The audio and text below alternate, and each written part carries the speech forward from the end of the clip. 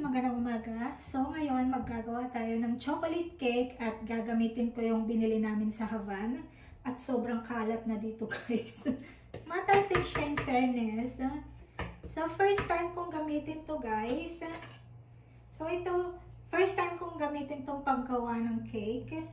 At ito guys, ito yung gamit nito guys para hindi siya pumalsik lahat. Hindi siya magtalsikan. So, ipipress lang natin siya ng ganito. Okay, after. Ito guys, pipindutin nyo kung gaano kalapad.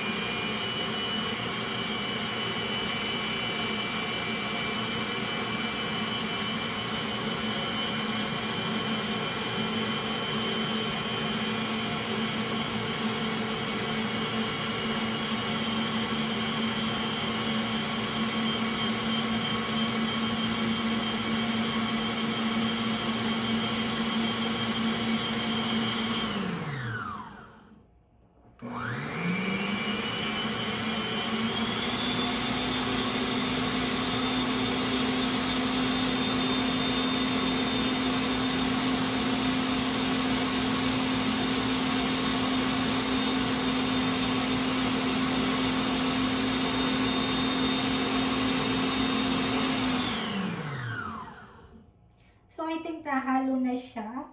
So, iluluto na natin. Dahil wala kaming oven guys, so, niluluto ko siya sa apoy. At dito ko siya inilalagay.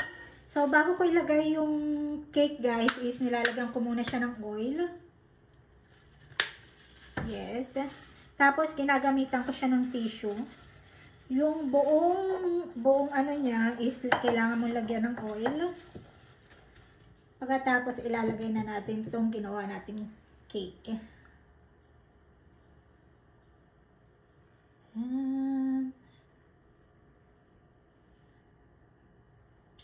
Kuha tayo ng kutsara.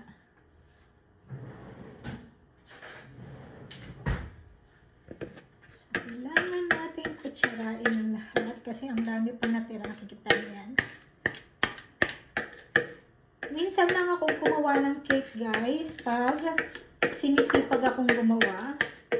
Minsan nakakatamad kasing kumilos. So, ayan. Kailangan natin ilagay lahat.